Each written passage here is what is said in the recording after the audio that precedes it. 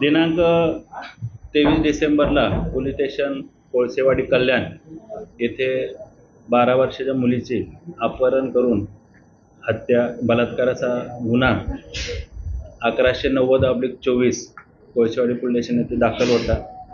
त्या गुन्ह्यामध्ये जो फरार आरोपी आहे विशाल गवळी वय वर्ष 30 राहणार कल्याण हा फरार होता।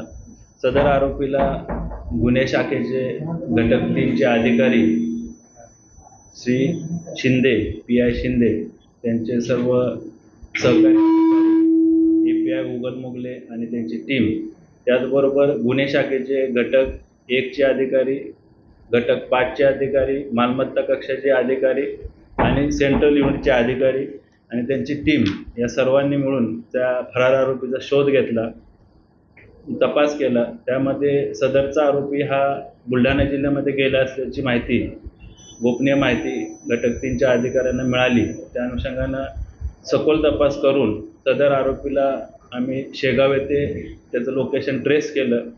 त्याचं वास्तव्य आम्हाला तिथं असल्याचं तपासामध्ये निष्पन्न झालं। त्या अनुषंगानं बुलढाणा जिल्ह्याचे पोलीस अधिकारी, तिथले अंमलदार, स्थानिक पोलीस यांची मदत घेऊन युनिट 3चे अधिकारी आणि अंमलदारांनी त्याला ताब्यात घेऊन पुढील कारवाईसाठी आम्ही त्याला कोळसेवाडी पोलीस स्टेशनला हँडओव्हर केलं होतं पुढच्या कारवाईसाठी।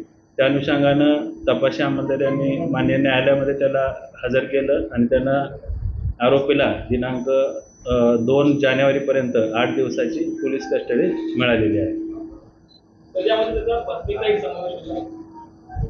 पत्नीला देखील त्यामध्ये अटक केलेली आहे।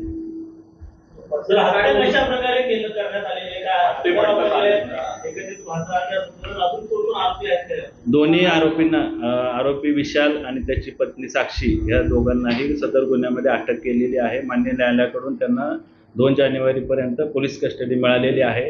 आता या कस्टडीच्या दरम्यान या आरोपींनी कशी हत्या केली, त्याचबरोबर कुठं हत्या केली, कोणतं हत्यार वापरलं, अजून यामध्ये कोणाचा सहभाग आहे का, त्या अनुषंगानं कोळसेवाडी पोलीस सविस्तर तपास करते। या विशाल गवळी या आरोपीला यापूर्वी जे जामीन मिळाले त्याला काही मेंटल सर्टिफिकेट जोडलं होतं असं कळलं नाही? कोणतं? विशाल गवळी या आरोपीला 2 वेळा जामीन मिळाला होता। यापूर्वी त्याच्यावर 8 गुन्हे दाखल आहेत विशाल गवळीवर। त्या अनुषंगानं त्याच्यामध्ये काय आपण म्हणतात तशी त्याची बेल ऑर्डर किंवा काय बाकीचे वैद्यकीय कागदपत्र असतील तर त्याची आम्ही तपासणी करू। दहशत त्या एरियामध्ये खूप होती आणि ते बायका या घाबरून जातात। तर अशा प्रकारे हे जामिनावर सुटलेले ते परत या अत्याचारामध्ये घटना घडतायत, तर त्याला हे तपासणी पूर्ण होत नाही किंवा काय असं होतं का की ते पुन्हा येऊन जामिनावर सुटतात आणि पुन्हा असे कृत्य करतात? गुन्हा दाखल झाल्यानंतर स्थानिक पोलीस असतील, तपासी अधिकारी असतील, त्याचा सविस्तर आणि शास्त्रोक्त पद्धतीनं चांगला तपास करतात। त्याला न्यायालयामध्ये आम्ही त्याला हजर करतो, त्याच्यावर दोषारोपपत्र जे दाखल करतो। संपूर्ण तपासाची प्रक्रिया पोलिसांकडून योग्य पद्धतीनं पार पाडली जाते। त्याच गोष्टी आता या 8 दिवसाचा जो रिमांड मिळालेला आहे त्याच्यामध्ये सर्व गोष्टी निष्पन्न होतील। आता प्राथमिक तपासामध्ये अद्यापर्यंत कुठली माहिती नाही।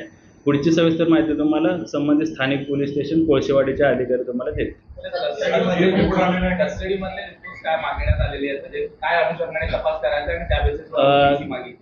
पोलीस कस्टडी रिमांडमध्ये सदर आरोपीनं गुन्हा करताना कुठल्या ठिकाणी गुन्हा केलेला आहे, कोणता हत्यार वापरलेला आहे, कशा प्रकारे गुन्हा केलेला आहे आणि इतर ज्या काही पुरावे आपल्याला त्याच्यामध्ये हस्तगत करायचे आहेत, आरोपीचा सहभाग कसा आहे, इतर कुठल्या आरोपींचा सहभाग आहे का, त्या अनुषंगाने पोलीस कस्टडी मागितली। पळून जाण्यात इतर कोणी मदत केली होती एक्सप्रेसमधनं ज्यावेळी ते गेले, आणि दुसरं महत्त्वाचं म्हणजे की मद्यप्राशन केलेलं होतं का? सदर आरोपी पळून जाताना त्यानं कोणाकोणाशी संपर्क केलेला आहे का, त्याला पळून जाण्यासाठी कोणी मदत केली आहे का, किंवा त्याला घरामध्ये किंवा इतर ठिकाणी कोणी आसरा दिला होता का, त्या अनुषंगाने सुद्धा आम्ही सविस्तर तपास करणार आहोत।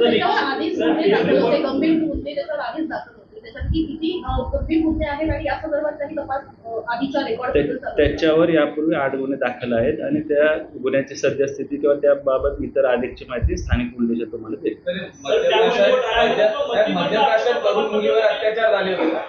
त्या सर्व गोष्टी या तपासामध्ये निष्पन्न करणार आहे। पोलीस कस्टडीमध्ये तो गुन्हा केल्यानंतर तो कुठं गेला, त्यानं काय काय गोष्टी केल्या, कुणाला भेटला, कुठं थांबला वगैरे या सर्व गोष्टी तपासामध्ये आता निष्पन्न होतील।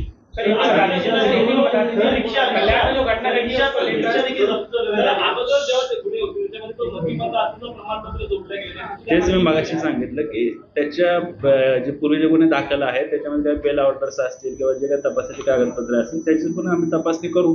सर, काही आलेले आहे का?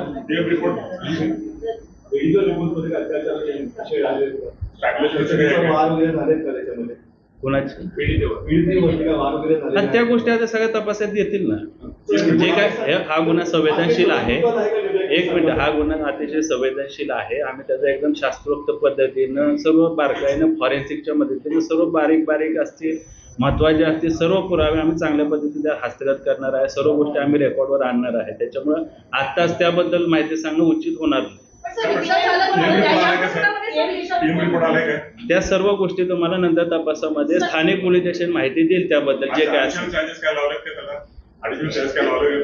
आता जे 1190/24 मध्ये जे कलम लावलेले आहे तपासात अधिकचा काही पुरावा निष्पन्न झाला तर त्या अनुषंगाने कायदेशीर कारवाई अधिकची कलम आम्ही लावून